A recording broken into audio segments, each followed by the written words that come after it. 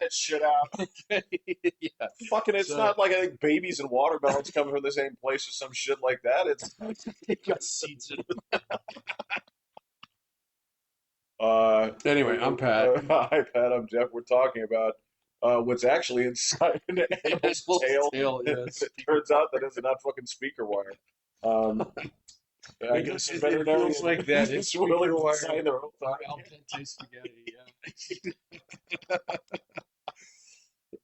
You sure you got a doctor to sign off on this, right? Because Yeah. okay, We're good. Yeah. So, but no, I hear the same is true. So, like, my daughter went to the orthodontist a little while ago because she's had her braces off for like 6 months now oh or yeah, something. yeah, But yeah. she told me that my daughter, well, I guess my wife and my daughter told me that my daughter's about an inch to maybe an inch and a half from her full grown height. And apparently, orthodontists can tell that because when you get rigged for braces now, they take x rays of your hands. Okay. So, and apparently, a couple of these bones in here basically predict within, like one standard deviation of how tall you're going to be based on how like, what age you are. So, and I had never heard that before. I haven't looked it up yet.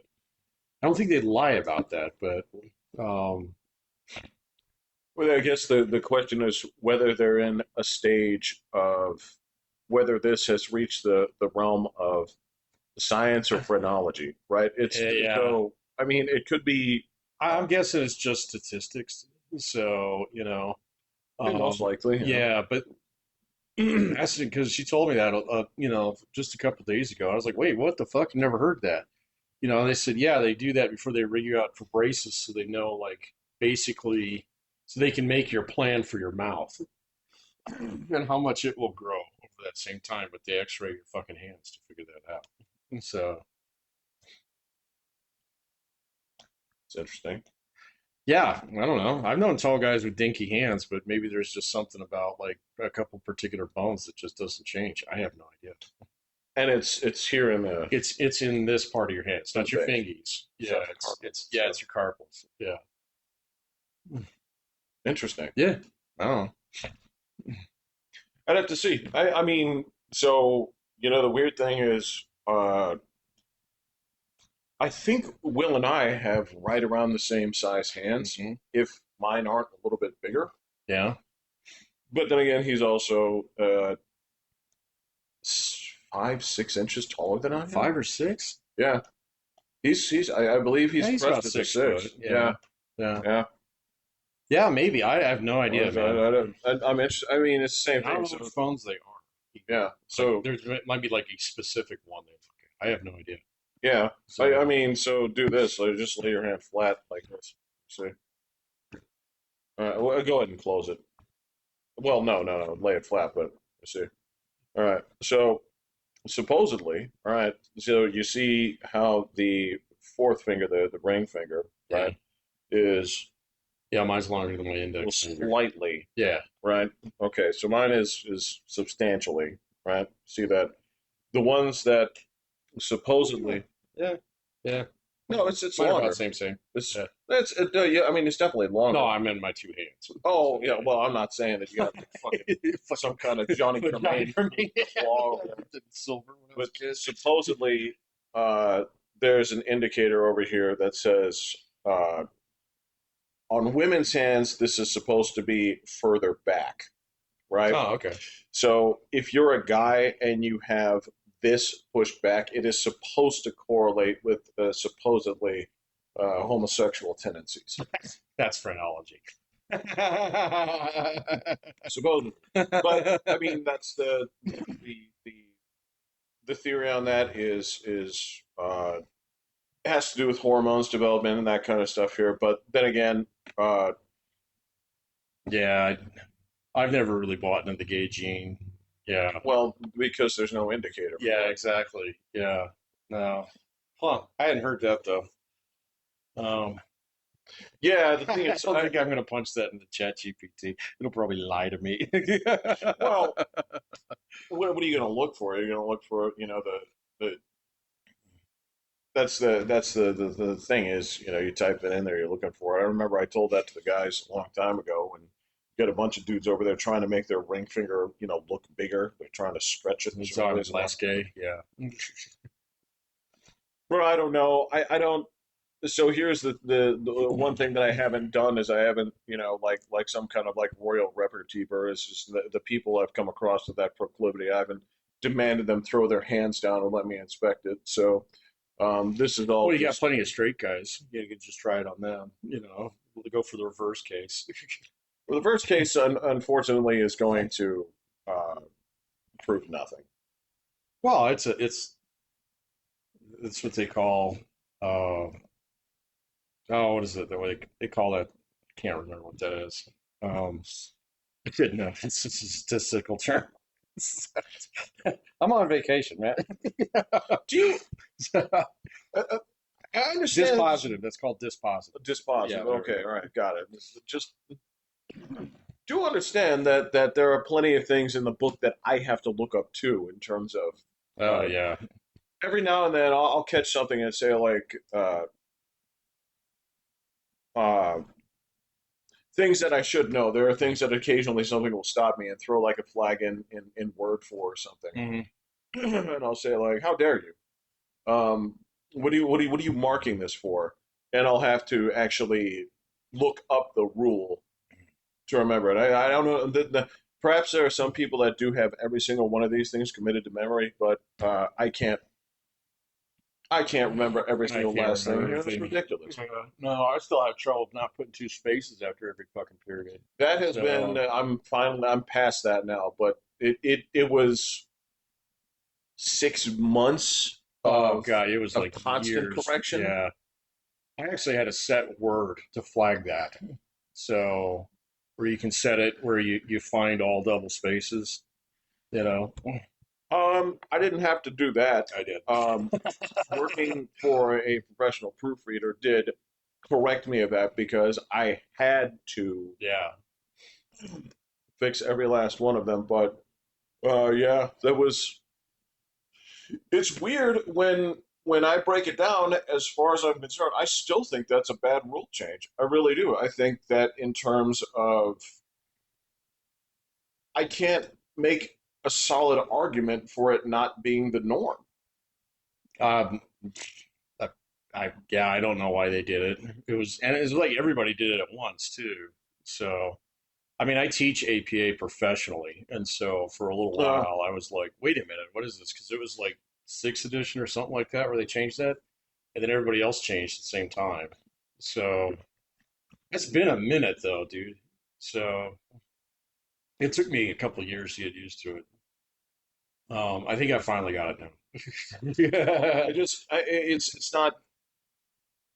it's not that I'll find myself agreeing with everything, every single Hmm. one of these changes here. I've never seen a compelling argument. I don't find it to be. I don't find it to make things any more. I don't find it to make things more readable. I don't find it to, Hmm. in terms of even if you're trying to, for the benefits of even like skimming or speed reading, I don't think it's beneficial. I think those markers are um, actually more effective at the separation of things. But whatever the decision was, they stuck with it, I think and there's an it's old typewriter rule, man. It says maybe when you're actually slapping ink on paper. I have no idea. even then I Yeah. wouldn't. So I would argue if it were a typewriter thing, I think they'd argue the exact opposite because they'd say that in theory the whole argument is what does one space cost you over the course of an entire document, and they'd say that you're wasting space. So Yeah, over an 80,000 word book, sure. So, yes, but if you're typewriting it, yeah, no. right, Yeah. then and that would be the point, right? Is if you're having to type each individual page, you're saying what does that cost you per each individual stroke that you have to make. Um, I don't know what the argument was for changing it. I mean, they make arbitrary rule changes all the time, man. So they just get to the point in time where it's like, whatever, I'll just wash it through the machine. Because I got to tell you, that's one thing that AI is fucking great at. So oh, you dump a document in there and say, hey, chop 900 words out of this. It's like, okay, yeah, yeah, it can do that. It can do that fairly well. it does a great job of that, man. So, you know. The same thing. I mean, I can go in there. Like a couple of different things that I've submitted have required slightly different formats that I've never heard of. Like Oh, apparently there's something oh. called Harvard style that I didn't even know was a thing.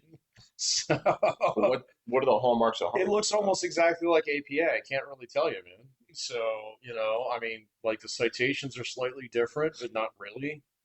And then there were just a couple other conventions that you use in APA that they basically dropped. And so when I dumped it in there, it was like, this looks like the same fucking paper. But then when I started looking at it, I was like, oh, okay, got it. You're not using, this header here and stuff like that. It's like, all right, whatever. So All right, fair enough. Um, I had never even heard of that, man. So to be fair, it was like some international bullshit. So whatever. yeah, but I mean, it does track that if there would be a single school's Yeah, that's style true. that would permeate, That or Cambridge. Yeah. right? Yeah. No, man, yeah, the AI is great at that. So I shove shit in there all the time. It's like, Yeah. clean this up. So, because I still have some bad writing habits that just, it's like, oh yeah, I used that word 3 times. Stop that. There's that. I mean, that a lot of that too is just a lot of it is review, It but is reviewed. So, um, but like it's easy to see how everything's getting kind of samey too. So, it is. I mean, it is to a point. There's a there's a divisive part that I mean that I'm always going to have reservations about here is uh, whether or not to. I'm just glad I'm not an academic Patrick. I'm glad I don't have to jump in there and try to defend AAVE as a legitimate language. no, that I've never had. If you're in It's that in world, every goddamn book. Every goddamn style book has a subsection about it. oh yeah, no, yeah, style books do. So it doesn't mean you have to use No, it. So Patrick, it's not just a question of yeah, I don't think we should tolerate it. don't write in that, so I don't care.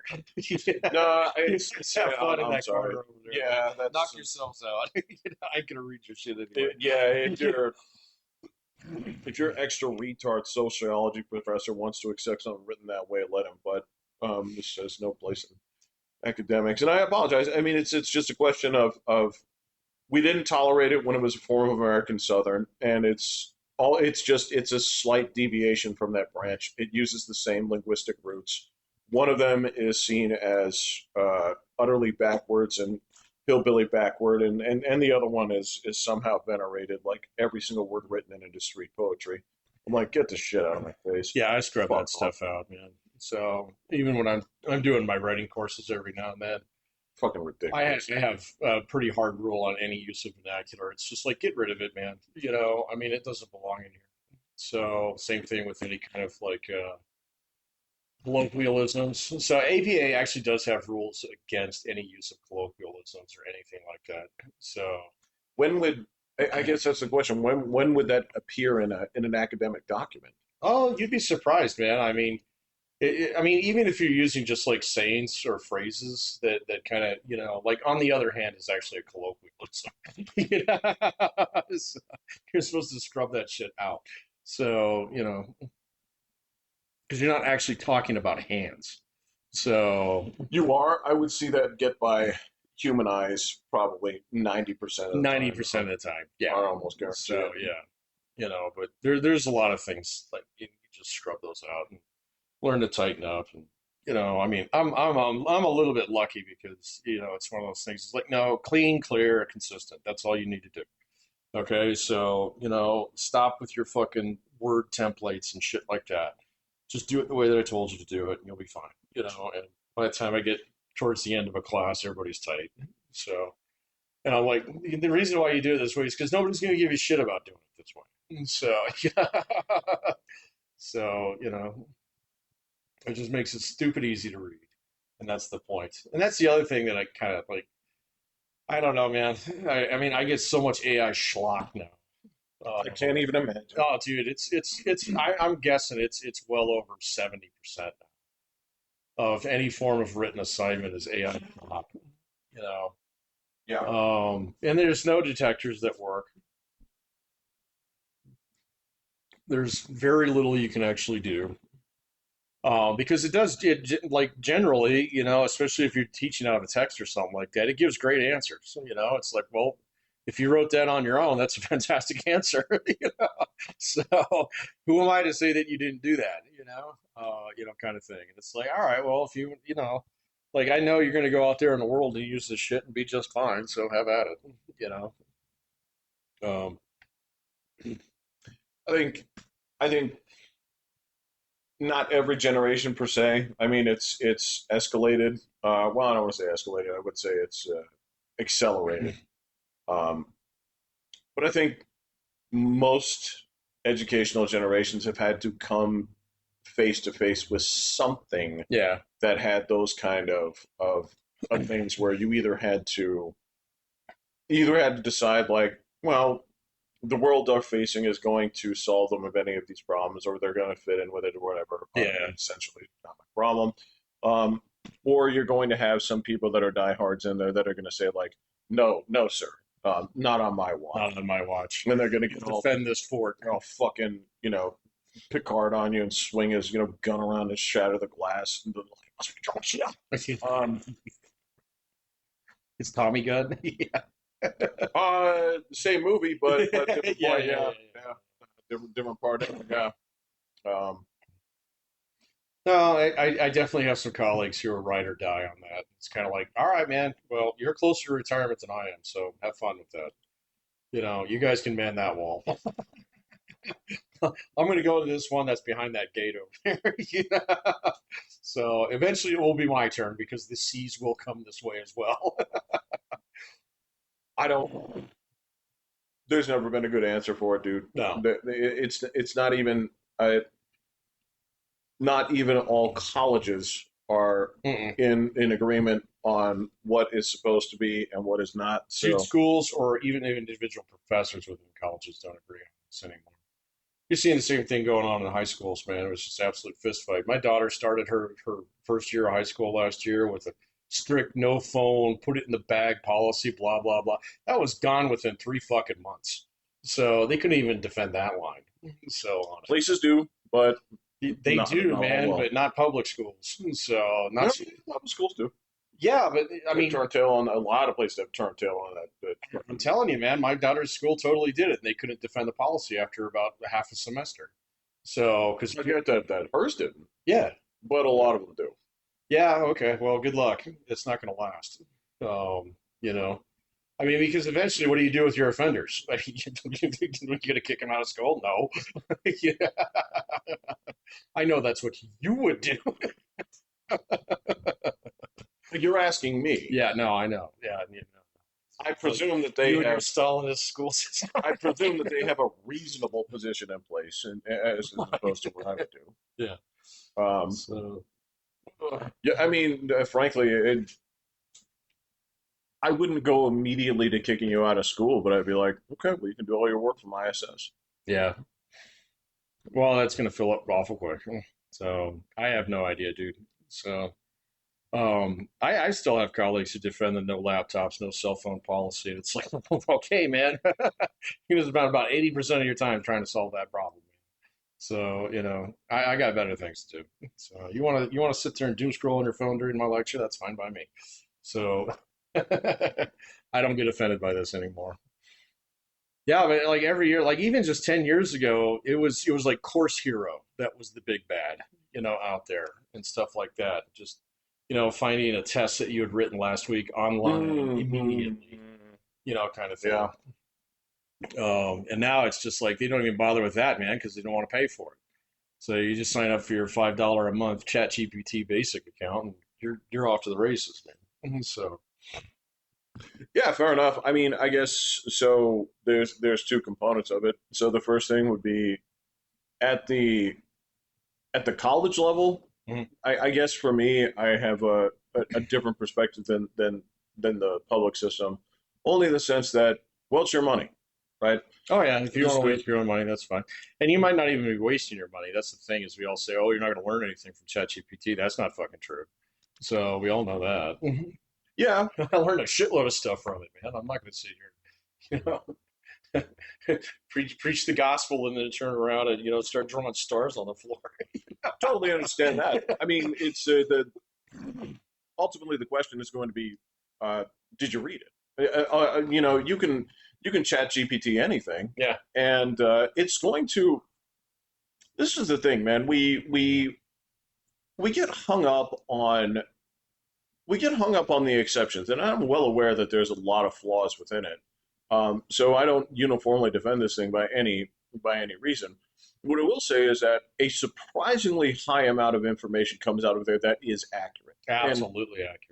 Yeah. and if you're doing your work via this, if we're treating this essentially as like a different learning modality, which in some ways it is, Kind of is. Yeah. because ultimately it's I guess the best way I could say that is, what if Wikipedia could talk and sort of Hmm. synthesize some of your questions, right? Yep. You'd say this is an invaluable tool. It's like, is it wrong? It's like, of course it's wrong sometimes because Wikipedia is wrong sometimes. Yeah. And the instruments that you use. So this is sort of the question here where they posed this one the other day. I asked Google this one directly. I said, um, how is it that people are putting in the question of whether or not it's okay to want a black doctor versus a white doctor and getting different answers. So what is the reason for this divide? And ultimately, it kicked out some pretty acceptable answers when it came down to what it is that it's anticipating when see people ask that question, Hmm. right? And of course, the flip around for me is like, well, who gave you the right to anticipate anything? It's not asking your permission. Well, that's the thing. And as it points out, it's like this is. I was like, if why is your final check, once giving the answer, not 2 + 2 = 4? And of course, it pointed out the complications of this. So this is an interesting, discussion. But still, at the very least, having this interaction with it, with a database like this, does give a person that's a critical lesson to learn from this. It teaches, like in learning how it was programmed, you learn about the human condition and the human biases greatly by doing this. Yeah. If you take the analytical approach, if your Yeah. immediate response there is to take what it says, just kick it out, write it down, or Yeah. copy and paste it, you've learned nothing. But the Yeah. experience is incredibly meaningful. Yeah. Yeah. But see that You have to that's read it though. that's why I don't teach humanities courses anymore. I'm not Wow. gonna do that. I think humanities. You can use ChatGPT to explain IRR. That's fine. You know? I Internal rate of return. Yeah, so, explain. it's just an accounting. How much is an investment actually returning Oh, on its okay, own? okay. I was thinking. I was like, I don't know that academic term at all, It's not Patrick. I'm academic. so Yeah. stupid. No. No, I see. I don't mind if they use it for shit like that. I mean, it's in the text. I don't expect you to read the fucking text. I don't even charge you for the text anymore. So I think we're in a better world for it. we're totally in a better world for it, man. Yeah. So yeah, it's like all the information you need is right there on your phone. So the question is, can you find it? Let's see if you can find it. So Yeah. and now can you apply it? Can you find a way in which to use it? So use it correctly. Good, you're good. So no worries. So And I think humanities is as complicated as you want to make it. I mean, that's totally. the tricky part to it. Um, I think that once you graduate high school, go nuts. I Yeah. think that there should probably be,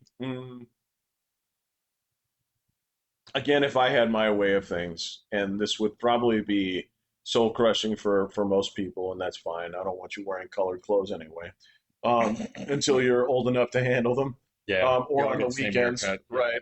Or on the weekends, yeah. When you're out with your associates, wear a hat. I Your don't give a shit. associates.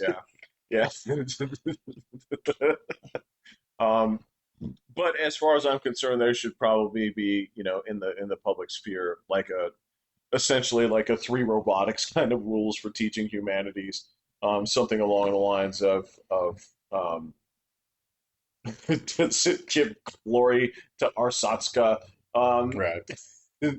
on the federal level, yes, you may proceed. To give glory on the state level, yes, you may proceed. Uh, and then number three is you can teach anything else you want as long as it does not conflict with the previous two rules. Right. So there you go.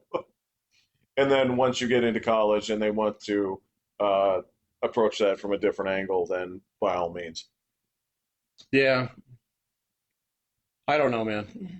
So this is like written responses no longer necessarily demonstrate any kind of understanding Unless I watch you do it. unless I watch you do it or unless I prompt you with something that it like your own personal experience is actually more relevant to it than what it's going to tell you.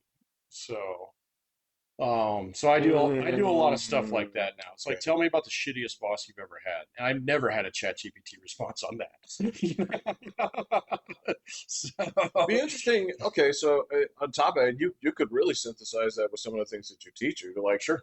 analyze it. Well, tell me about it, but analyze it and tell me about the principles of blah blah blah that's going wrong, going right. Yeah. Tell me Yeah. what you would do different than given the situation where your roles are reversed. So, there you go. Never get Well, ChatGPT responses on yeah, those. So if I ask a question out of the back of the chapter, 100% yeah. ChatGPT responses. I'm asking you about, tell me everything you know about the third tier of Maslow's hierarchy. Everything I know, huh? Right. Which So is what comfort? No, that's two, isn't it? three is social needs, if I Okay. recall. Yeah. So we still use that, which is kind of cool, but Well, um, I think it's still mostly true. Wouldn't you agree? it's been highly validated, but I mean, it's also ancient. It was made in like the 1950s, so it's been around a while. And I've seen a lot of people try and run with that a little bit. It's just like, all right, so now you got 14 levels. Your model's useless. Yeah, you're not fucking kidding Yeah, too, you especially know, when simple is good sometimes, because you're going to use it as a diagnostic tool rather than like absolute. It's not like diagnosing like stage. It's not like staging cancer. it's not. But I guarantee you, if I looked right now, I could find some fucking white woman peckerwood who's come out there and said, Totally. well, actually, in these Pacific Island Yeah, colonies, yeah. these things are rated differently for this, so we need to revise this to, as you said, 9 or 14. See, and that's the kind of stuff that the kids will automatically chat GPT out. That's because they're like, oh, I'll show you, lady. I'll make you look like the bad one right here. Well, so okay, so here's the breakdown of it. Okay, so sum up for me. All right, in practical terms, Patrick, Mhm. what does Maslow's hierarchy do for you as an educator, and what does it do for you as an employer? What is that? What is It doesn't really do much for me as an educator. I don't use it as an educator. So, but as a boss, it was really useful because you could figure out where someone was at pretty quick. So if they're not focusing on their work, they're focusing on something else that's on that list. Okay, so you're here, you're working your balls off, all right, but you're not coming to the company picnics. You don't socialize after work or anything like that. Oh, okay, you've got family. All right, so that's actually what's really important to you. Great. All right, so I'm going to offer you overtime, and I'm not going to make you come to the picnic. Okay, if you're out there kicking ass, chewing name, taking names and stuff like that, you're probably seeking some form of recognition. You're higher up on the list than the guy who's just there grinding for his family. In terms of just overall gross motivation. So now I can pull out different tools from my toolbox, and it's like, yeah, hey man, you did great. Here's some bullshit I ran off on the cop here. There's a certificate for you. You can put this in a frame, put it where everybody can see it. It's pretty easy. So the same thing is true. If you're showing up fucking dead tired today, you're not prepared to work. That's not my fucking problem. If you can't feed, clothe, and sleep yourself, then I'm not going to do it for you as an employer. Pick your shit up, otherwise, don't come back. you know? and likewise surprised, I know you didn't answer that for the educational piece because you probably Huh. wouldn't at the college level, but No, Lord, no. That's not my business. at the public So, school level, then yeah, there is a component where it's like, Joseph, yeah, um, are you having trouble concentrating because you haven't eaten in 2 days? that's different.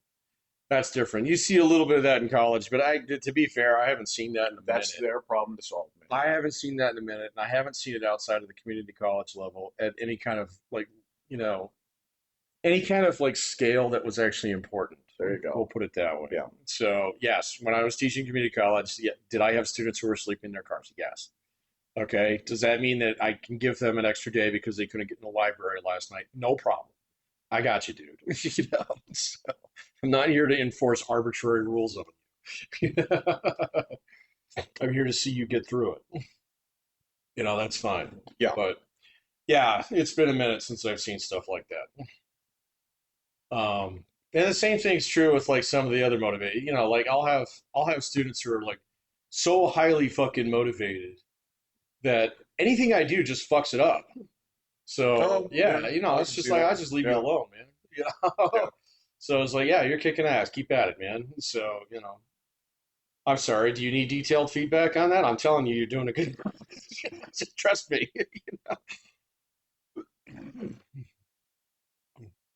Yeah, that's Yeah, that. You just broke down in a very concise period of time why Maslow stands up because all of those yeah. things are true and they're summed up in a well.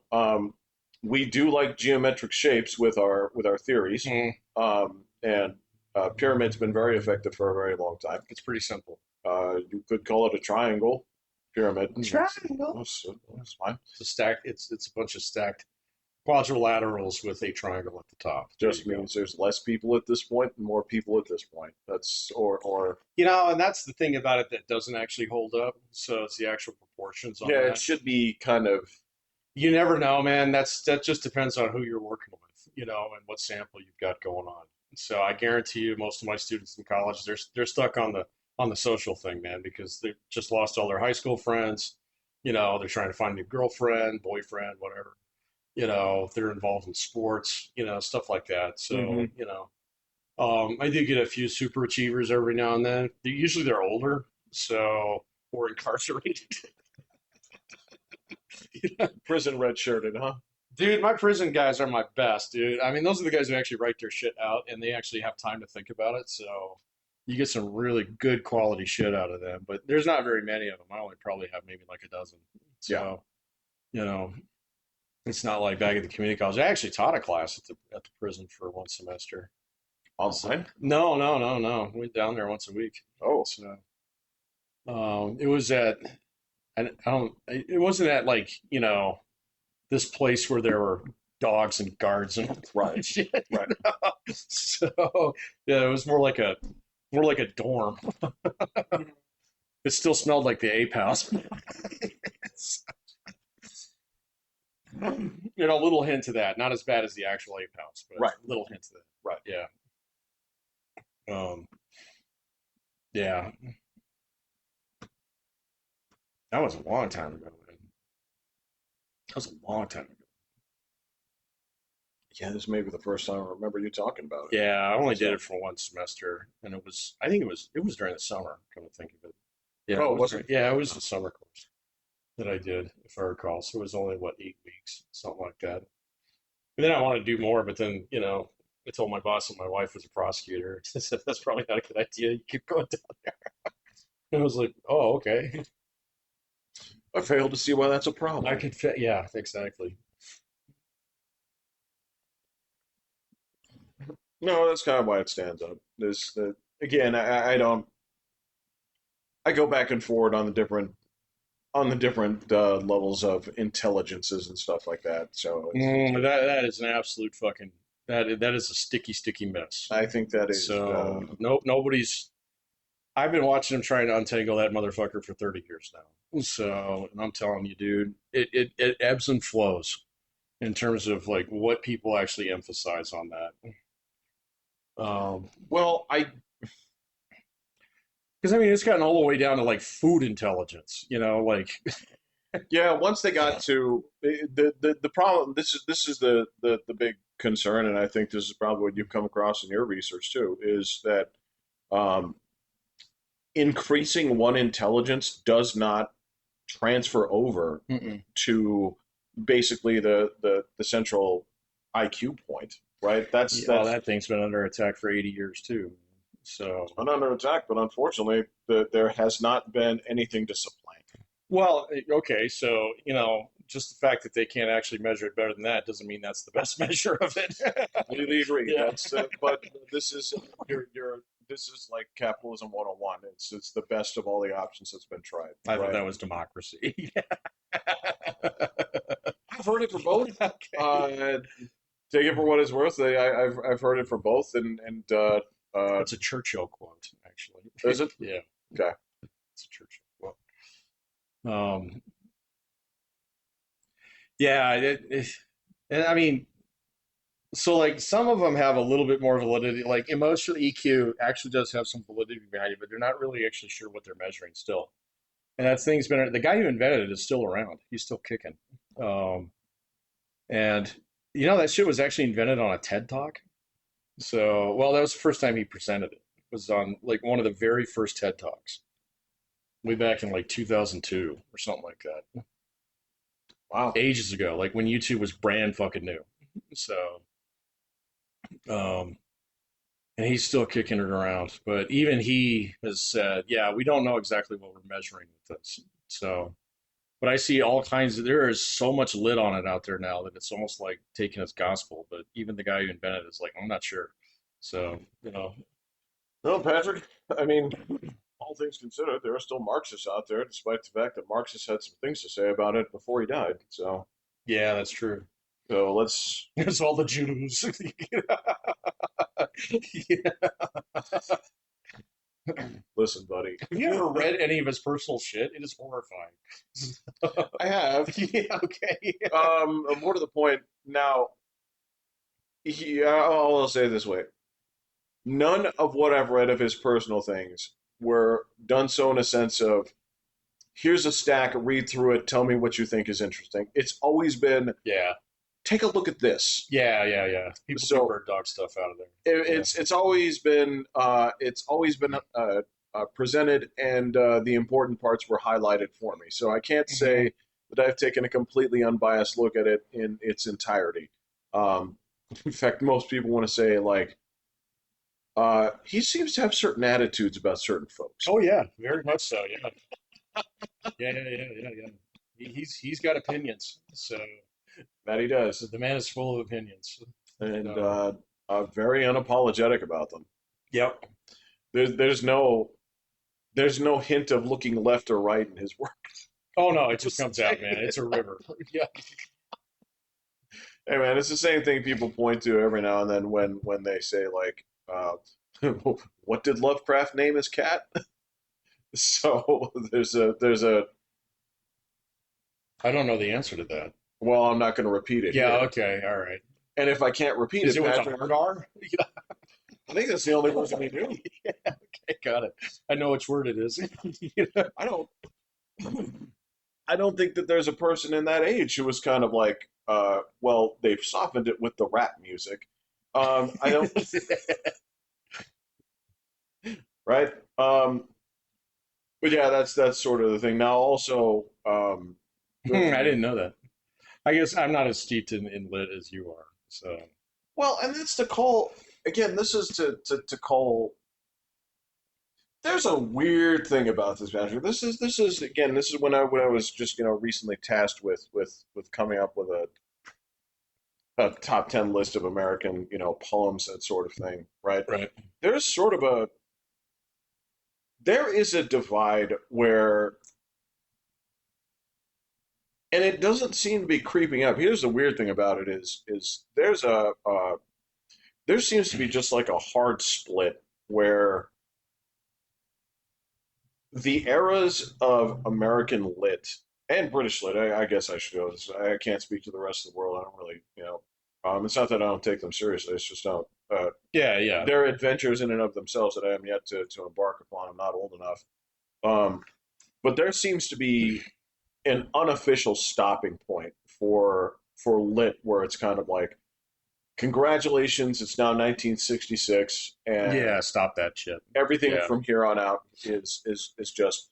It's not that it's looked down upon. It's that if you anything that you choose, this is the really really tough part, man. This was I put my list uh, up against Grok. I was like, what do you think of my list?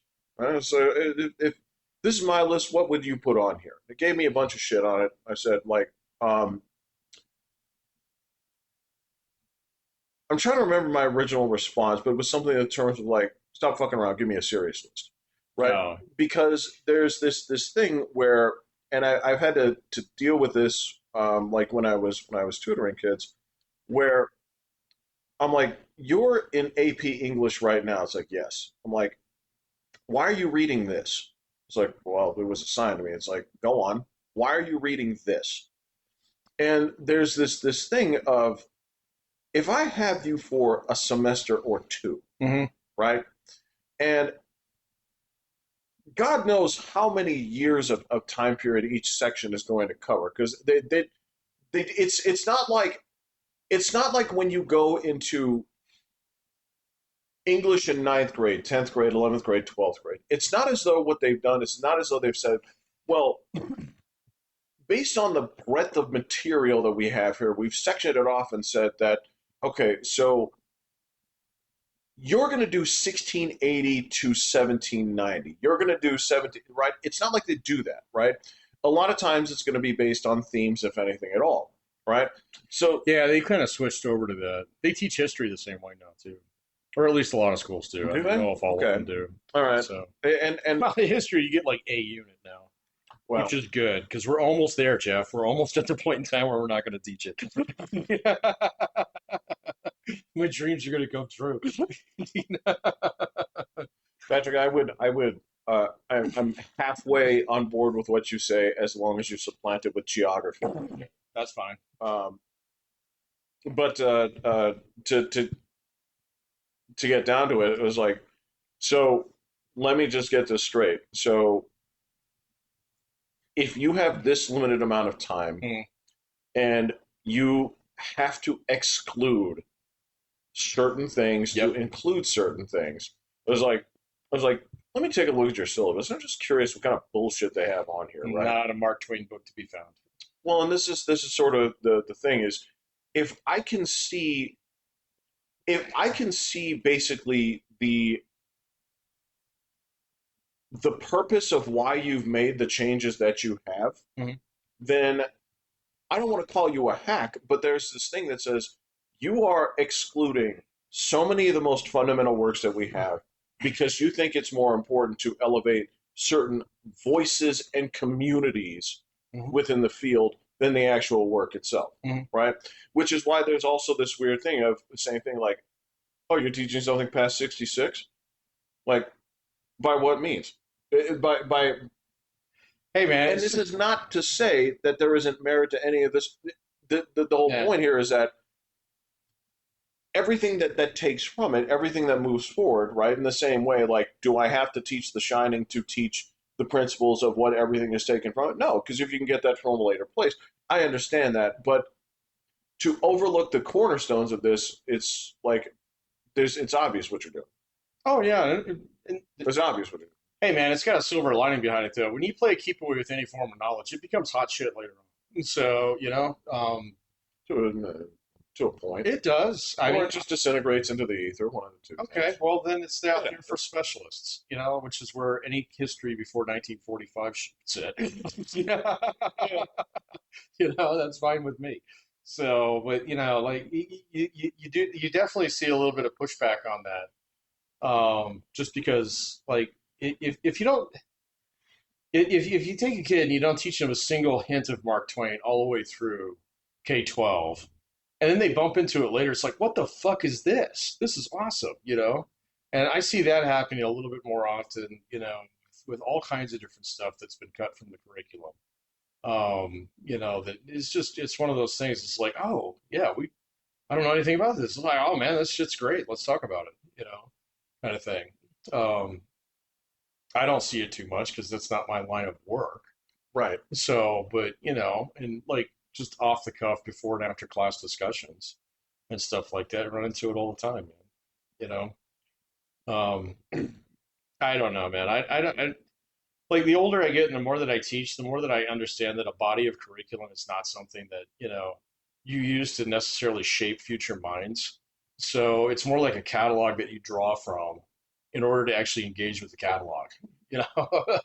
So in some respects, if you have Yeah. shitty teachers along the way who decide to play keep away with something, okay, fine, man. That's gonna, then 10 years down the road when that kid finds that shit, they're gonna look at you and say, "What the fuck did you teach me?" You know, you're gonna go back and it's like, I don't need to learn about your moon gods anymore. Sure, I understand that. I guess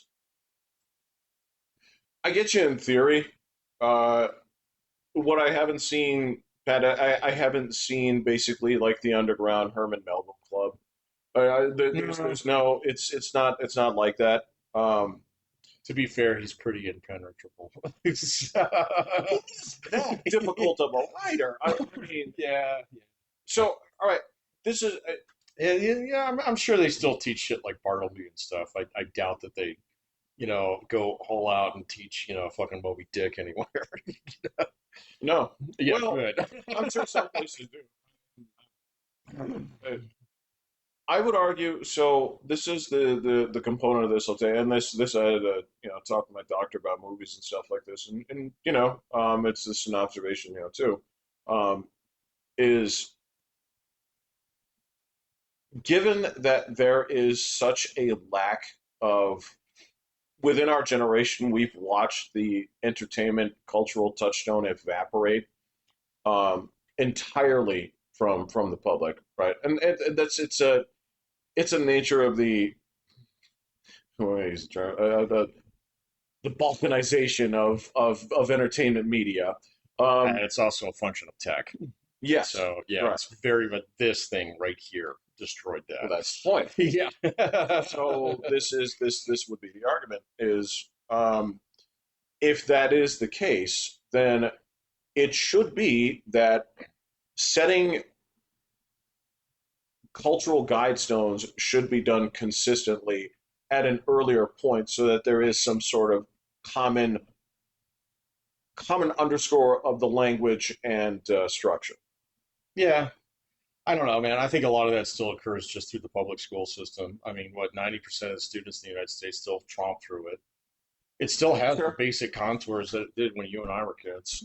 Content's different, but That's the point. yeah. But I mean, like so many things in our society become purely voluntary. The few mandatory things are the things that are actually your cultural touchstones.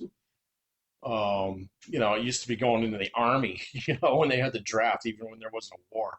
There is that. Yeah, that's long gone, man. So, it used to be church. So, although that, like that one's not really a fair comparison because that one's ebbed and flowed a lot over American history. We had three versions of the Great Awakening in this country. In theory, we're going through one now. Maybe I like the data on that one. I dug into that a little while ago. The data on that one is almost all anecdotal. So, because they'll go and they'll say like they'll go on the religious they'll go on the CPS or whatever, the big survey that they do every single year through the census and blah blah blah.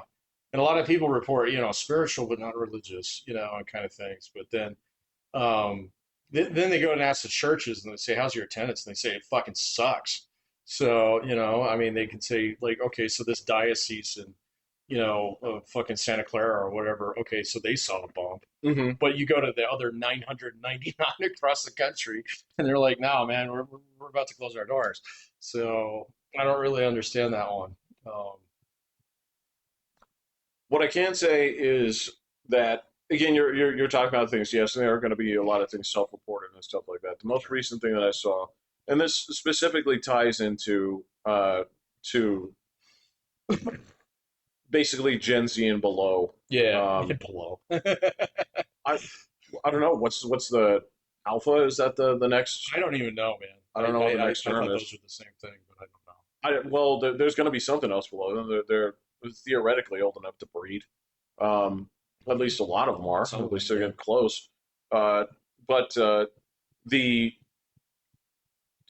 the reported attendance did say it was up, but the greater thing that showed a considerable amount of increase, and this goes to the reporting thing, is how many reported as Christian. Yeah. So that was to me that was sort of the big change right there is so you can look at attendance, and obviously we're going to look at this and say like, well, obviously it's not what it was in 1960, a different thing, because when you break it down, it's in the same way that we talk about. If a person tells you, they say what channel do you watch the most often, they say like, oh, YouTube, right? Mm. Here's the thing is, it doesn't answer your question, but it answers your question, Mm-hmm. because you say, well, what is it fulfilling, right? And so in the same way where, and this is the weird thing, I was listening to a couple of not necessarily old timers, I guess they're getting up there, but they were talking about what church used to be like for them in their community, Mm-hmm. right? So they're like, why are we here for so goddamn long on Sundays, right? It's like you get here an hour early, you hang out with people, then there's the sermon.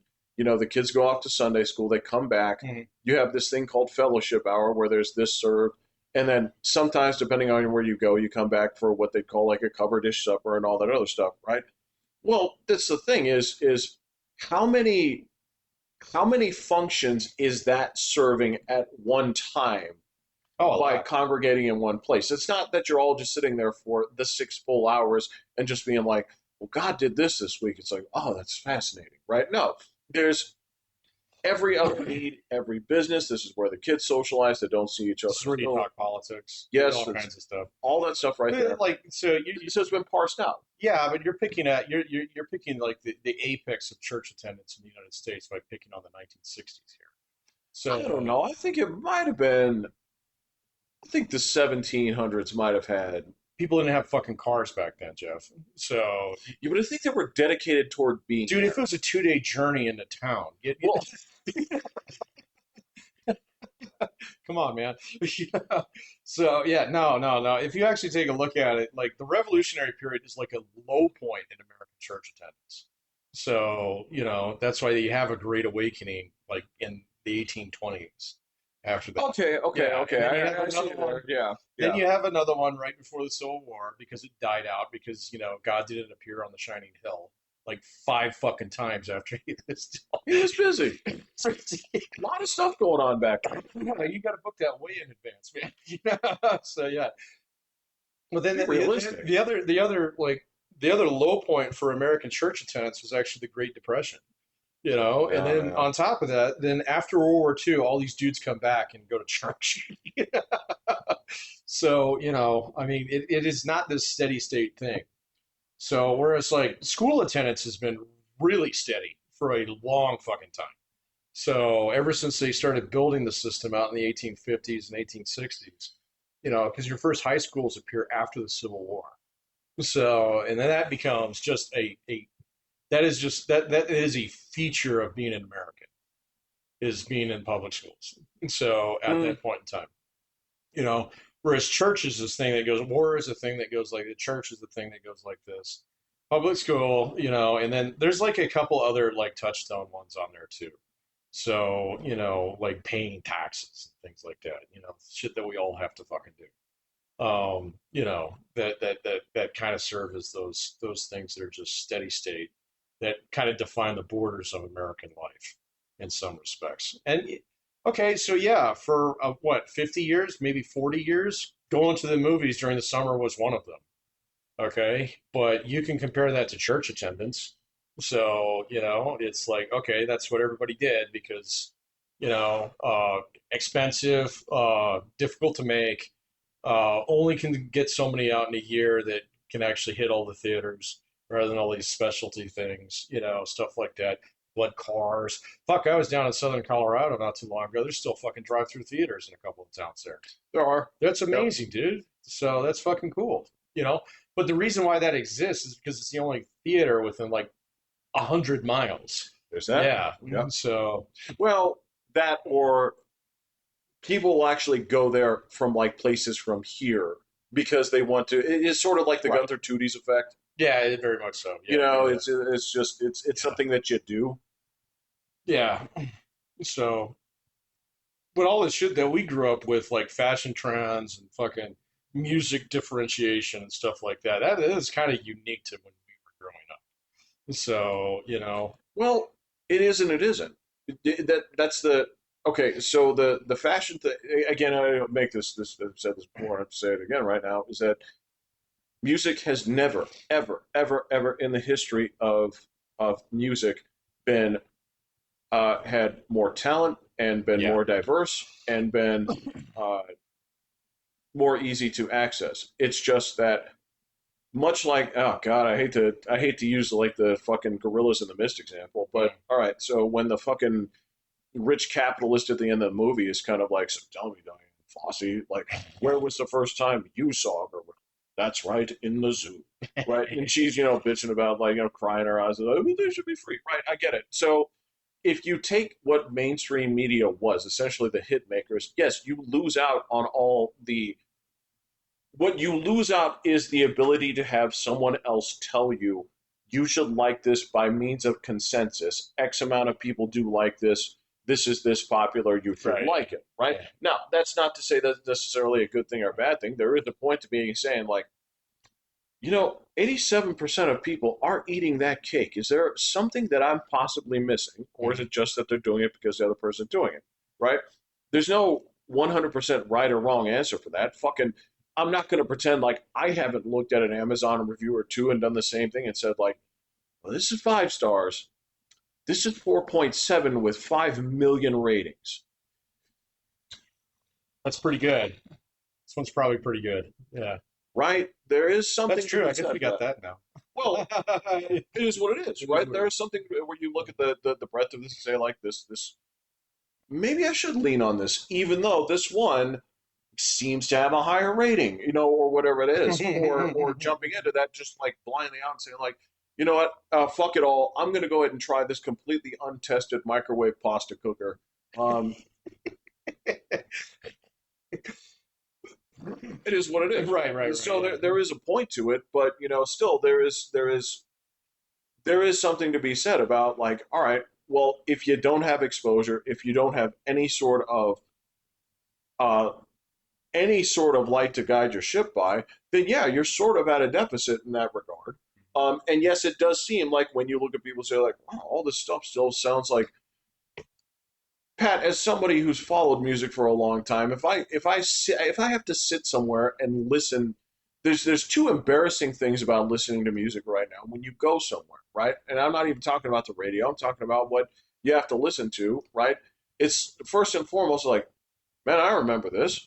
This came out in fucking 1996. Oh yeah. It's like, you guys have nothing. There's the There's other nothing component there. of, well, what's popular right now? It's like, well, if I'm going to count the same, sort of things that are like this here, it's like, well, that's a female vocalist. We're going to get a rap verse between the second verse and the Yeah. third. There's going to be a 4/4 dance beat. It's going to be roughly about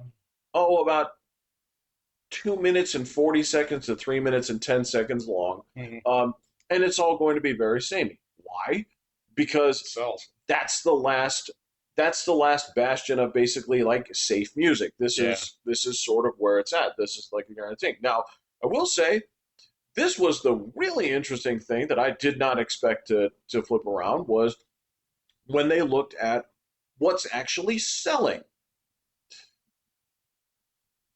There was a significant turnaround in the past 3 years Hmm. in terms of what's actually moving the charts right now. Would you hazard a guess?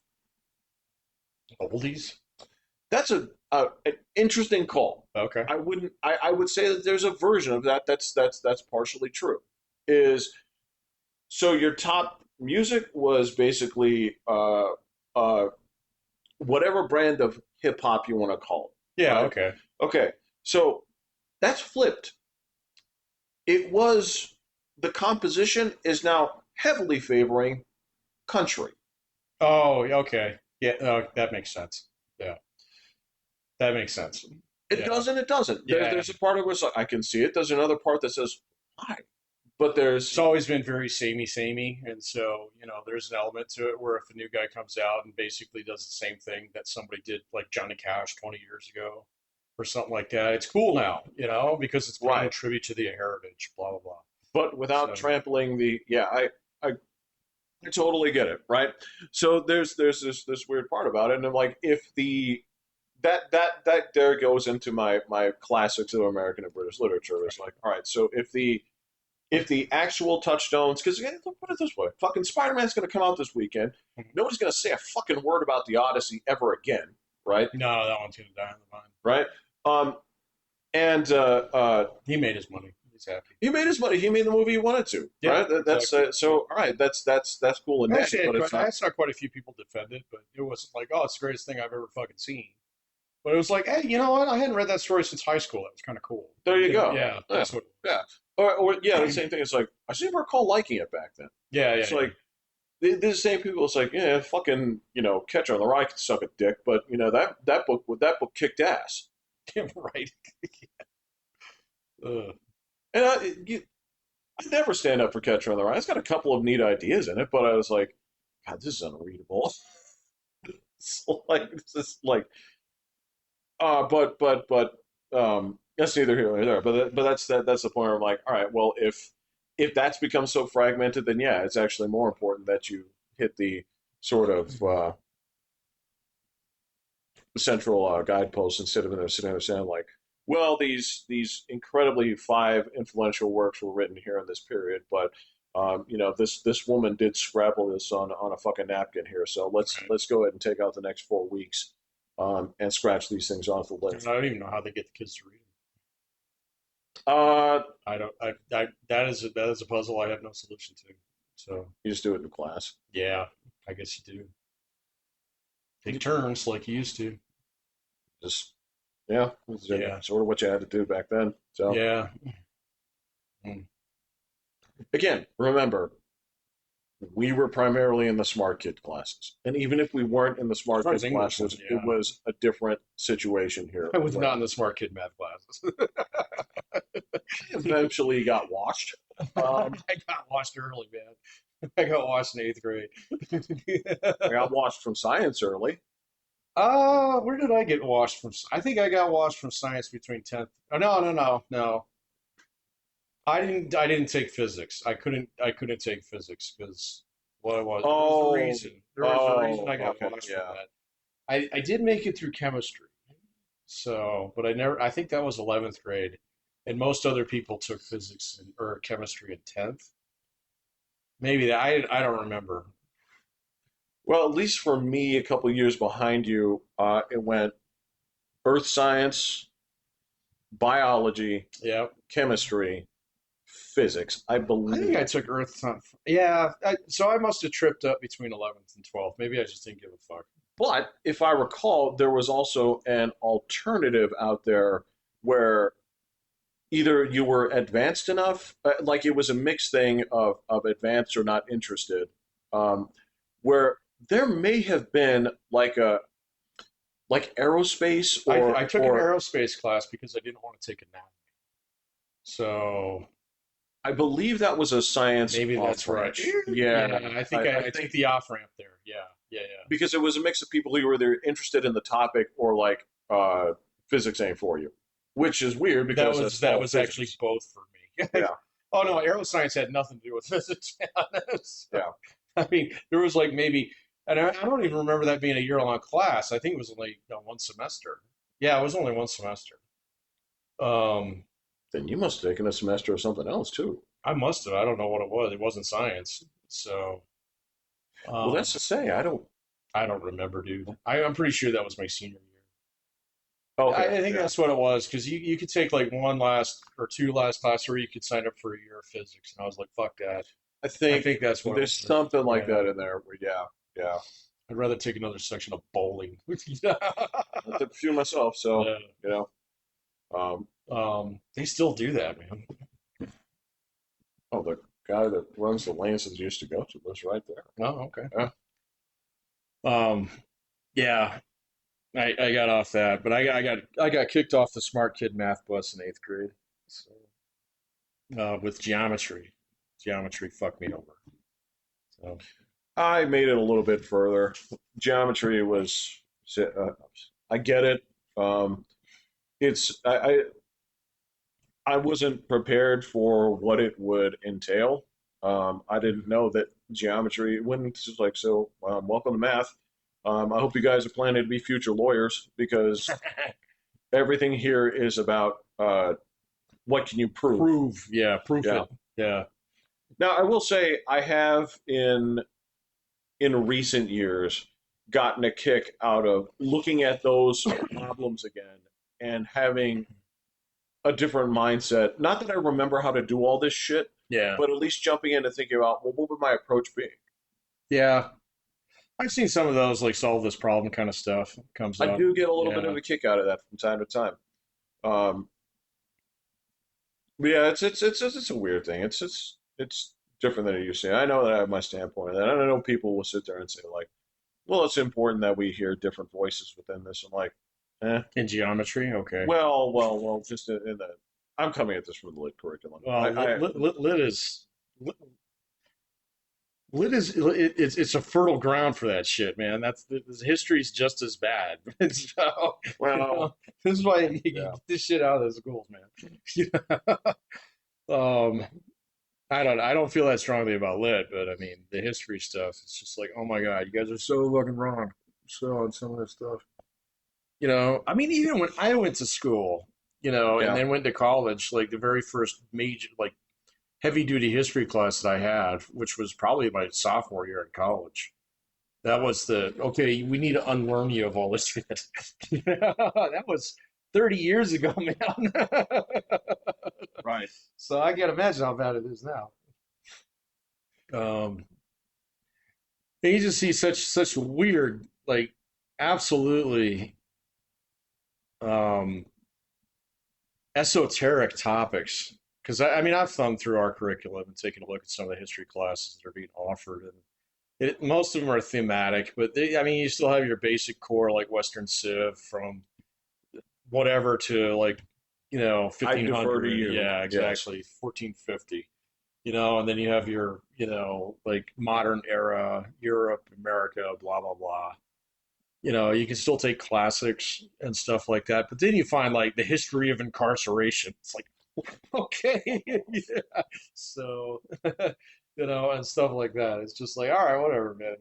Some tenured professor's got a stick in his craw, and just decides that I want to build a class around this. I'm going to put it in the fucking guideline. So I'm going to count it as a survey course, kind of thing. To be fair, like the best survey course that I ever took was actually one on the Vietnam War. So that was probably one of my top three favorite college classes ever. That's So interesting. it Yeah. was it was really interesting. So and then I took one on, oh God, what was it? There was one that was so lame. I can't remember what it was.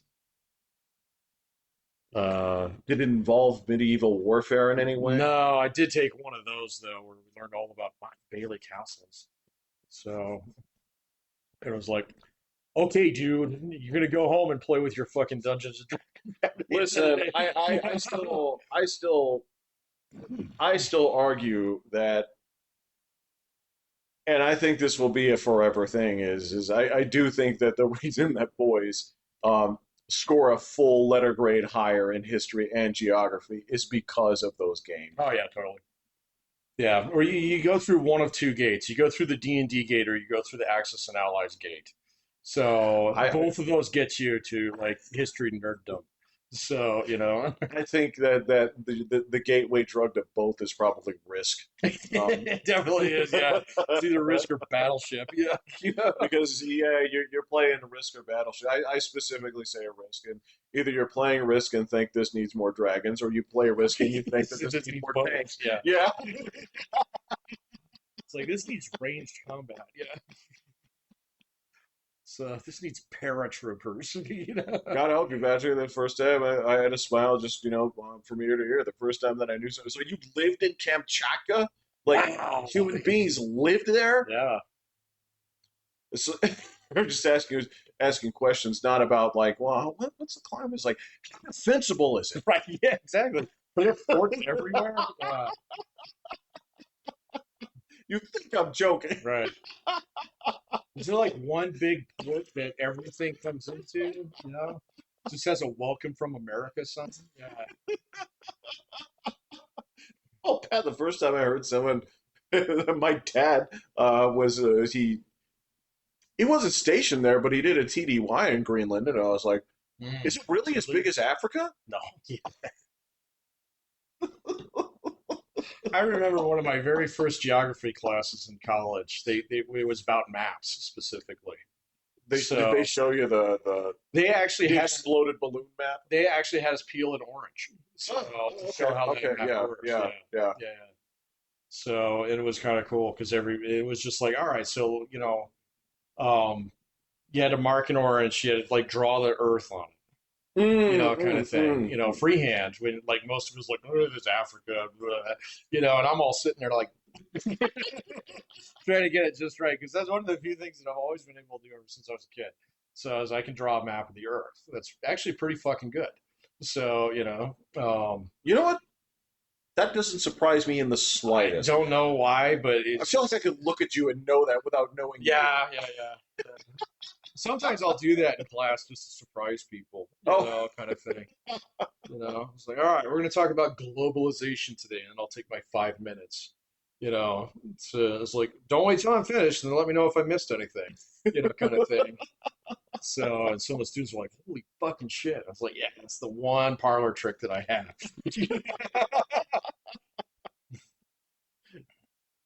So, but see, that's kind of shit. That's the kind of shit you can't chat GPT, man. Is that like, draw this on an orange and fucking flatten it. Do it in a that's way that true. makes sense. Yeah, Yeah. yeah. And then after that, you do a lesson like that, everybody understands the Mercator map. They're like, okay, I get it. Greenland ain't that big, Africa ain't that small. So, I mean, Africa is actually fucking huge. Enormous. So it's enormous. So I would.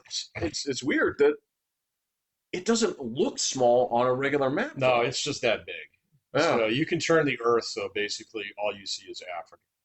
So well, close. You'll see a little bit of here.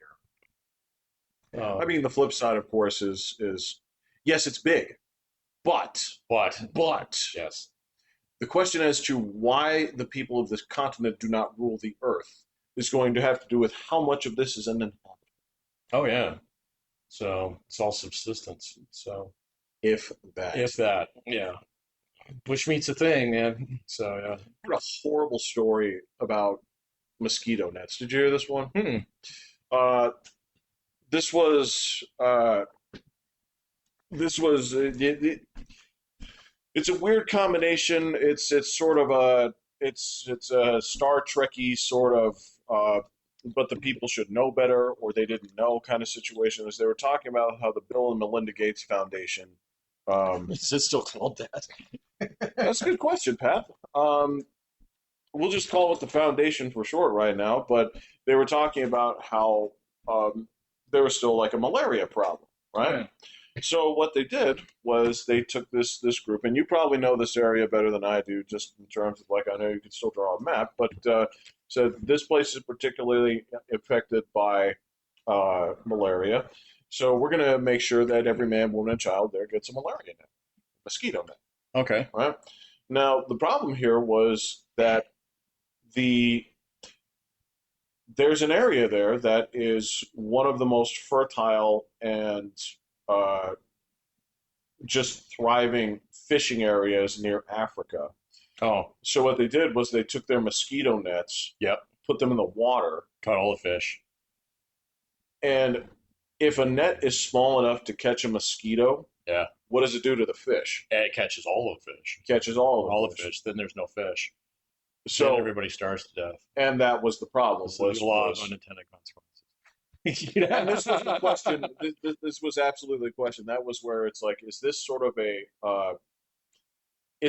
of a prime directive from Star Trek question where you Do no harm. where you don't interfere with the natural development of an uncivilized situation, or do you have to then say we're going to give you these things? They will stop you from being bitten by mosquitoes. However, Yeah.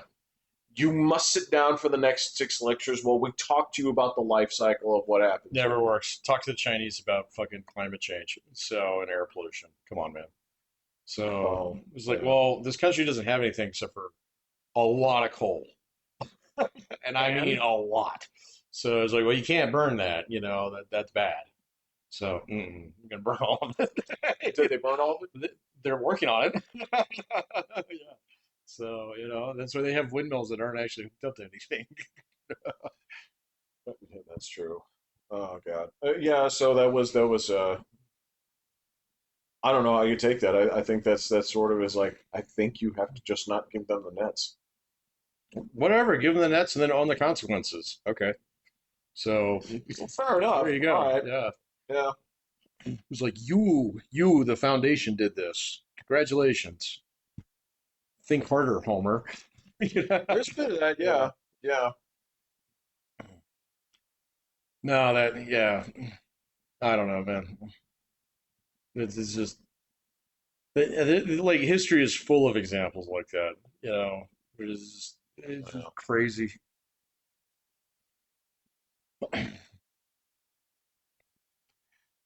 There are. I don't know, man. It's a tough thing to think about.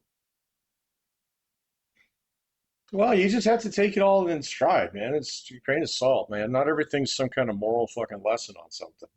I mean, history is just a series of bad shit that happens to good people. So, I mean, if you're looking for justice in it, you're going to have a problem. So, either you're going to find it and misinterpret it, or you're never going to find it and get discouraged. So, like, okay, what do you want? So, Yeah, fair enough. Fair enough. I mean, that's stop using it to justify your position today, man. You don't understand it. So, you weren't there. now that I have always made my consistent argument. Yeah. No, you've been very consistent on that. So, In fact, I find it absolutely deplorable to judge people in the current age by what happened back then. oh, and vice versa. So you can't take somebody off the streets in 1900, and say, "Oh, that's racist." He's gonna look at you like you're fucking crazy. you know? you know? Correct. So yeah, come on, dude. Correct. I find that to be incredibly offensive, and also at the same time, it's like, well, to unduly give people credit for for things that were done back then too is like, did you do it? No, Did your dad were do you it? there? No. Right, Yeah. right, right. Yeah. No. Like all of it. It's like there's like three or four realms of bodies of knowledge out there that are just particularly guilty of this. So we started with Maslow.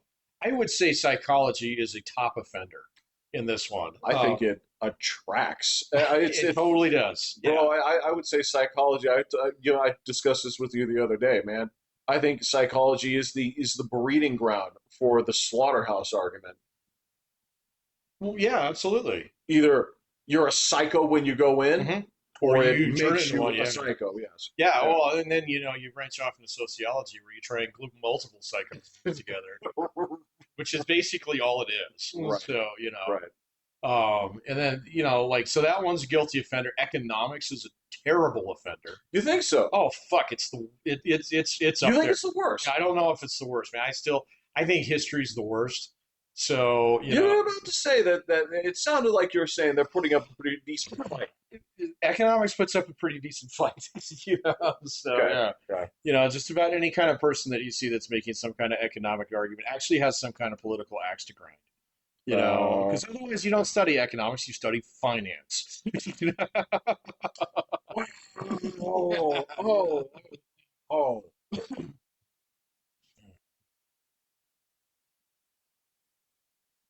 God, there's something beautiful in there in just the way that you phrase that. And it's just it's putting it's Economics is just absolutely filthy with moral arguments. So yeah, yeah. yeah, yeah. It's where all your crazy, like that's where Marxists come from. So that's where libertarians come from. There's all kinds of stuff that comes from that fountainhead there. where it's actually a moral argument because the guy who basically founded it, fucking Adam Smith. I mean, you can go back further than that if you want, but okay, just use him as a starting point. He's a moral philosopher. He's not actually an economist, man.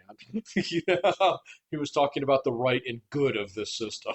And he was. Yeah, he was. I've actually read his book. It's insufferable, but he makes good arguments in it. So you know, The last thing I gotta tell you, the last thing that I tried to read that was straight up impenetrable, and this may sort of like sister branch into this somewhere was I was reading Nietzsche, and that's hard shit. That actually got me to it's quit all future philosophy classes. So it wasn't. I gotta tell you, it wasn't the it wasn't the principles behind it, Patrick. It was the writing. yeah, it's bad. It was just and it was just bad. It was Well just like translated too. Man. it's So, like this is just impenetrable. It's like yes, you can do this, but there's I cannot tell you how quickly. So there was this. there's two guys in there back to back who drove me from philosophy. The first one was Kant, and then like Okay, once I got to yeah. Nietzsche, it was like I'm done with this shit. So Well, I guess it's weird. Is I don't want to say that my brain's defective. I think there's just something to it where my phrase is not defective; it's intolerant. It's intolerance of your bullshit. I don't know what it is. I don't know. There's this thing where maybe intolerance is right. I wish it weren't such a loaded term. I'm not saying that it's Yeah, wrong, but there's just something to the thing where with something like that, um, and I'm reading this because only in the sense where I'm like, I want to make sure that I understand his philosophies taken from the text directly yeah. instead of in summation or from the excerpts that I've read. I'm like, I want to do this, right? But again, there's this component to where my brain is just it intervenes, and I don't Mhm. mean so in a kind of like, hey, look, squirrels. It's just like there's this thing where it's like, do you have to be doing this? Yeah, And it becomes really bothersome about like it's like I'm Mickey and I can fucking like see the smell of apple pie like floating through the air. Where Mhm. the other things like you could be doing this instead. Yeah, Like exactly. nobody's watching if you Yeah, take this. You are very hungry, yeah. right? And it has become I don't know. I don't want to say that I have a lack of discipline or something like that towards something like this. And I'm like, but then it comes to the argument of reading this shouldn't be this difficult. If it's this difficult, it's a fault of the fucking text. Yeah, exactly. You're wasting my time. So, I mean, I don't do that much reading that's not like purely academic reading anymore. So, but I mean, like if I were to sit down and actually take a stab, and it hasn't been that long, but it's been a couple of years since I actually was like, okay, so everybody's talking about this book, let me go get it, Sure. kind of thing. Let me see if I can slog through this, kind of stuff. But there is also a limit to, you know, I'm not even going to call it patience. It's just I have a pretty good radar for it's like, all right, so I think I have the contours of what it is that you're trying to say. Do I need to actually know how the valley is mapped, or do I just need to know it's there? And I'll come to a That's point, a good, yeah. yeah, I'll Yeah. come to some points where it's just like, all right, man, your shit's kind of interesting, but it's not relevant to what I'm doing right now. Okay, so I'm going to bookmark this and earmark it. And if this comes up again and I need to know it, then I'll know where to go to get it, kind of thing. But it's That's also true. like, Yeah. I Yeah. don't need to actually sit here and get out the fucking mechanical pencil and the colored pencils to figure your shit out. My days of doing book surgery are over. Well, you know? So, okay. I wish mine aren't. They haven't been for a long time. And I'll also say this year that I do read every single day. Now I'm also going to say this year. A significant portion of that is Japanese, yeah, that's fine. right? Yeah, well, that's still new and exciting, man. I mean, there's something different about exploring a new body of knowledge than like something that you've seen, like you've seen that mountain over there for years. Sure, But you just sure. never bothered to climb it, kind of thing. But you kind of know, it's a mountain. Well, okay. So this also precludes one other important point here is all right. So it's not just that I know the contours of that mountain. I also know in terms of being able to trust certain things, right? To be able to say like, well, I also happen to be good friends with a person who is. It's not just he knows the mountain; he's climbed it 14 Yeah, times, exactly. right? Yeah. And I'm willing to accept him saying like, well, so people will debate where the timberline begins, Right. but they're going to put it within these 5 feet of each other, and I'm going to give you the reasons why.